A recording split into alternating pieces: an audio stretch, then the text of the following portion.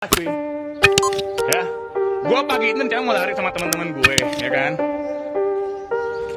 Gue lagi pakai sepatu, istri gue udah kebelet banget, gak ketahan lagi, ya. Akhirnya izin lah sama gue, aku kencing dulu, antar nyusul, oke. Paling jeda setengah menit. Awalnya diarahkan ke sana, Pak. Diarahkan ke sana, ya, toiletnya. Tiba-tiba katanya di sana ada orang segala macam. Diarahkan ke sini, Pak. Yang gak ada orang. Astagfirullahaladzim, pas gue masuk, Ri, dia lagi melata, Ri, di bawah pintu, Ri. Dua si cewek ngapain coba?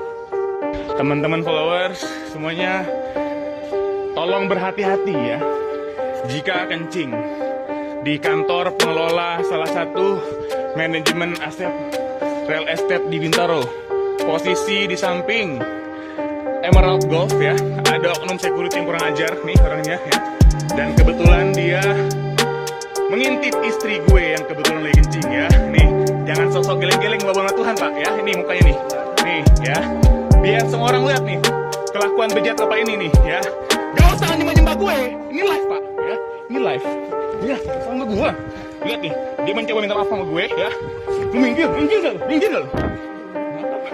Nih orang nih, kelakuannya nih. Ngintip istri gue kencing. Pinter banget lo. Ya. Nih. Ya. Lu lihat nih warga-warga netizen ya. Nih.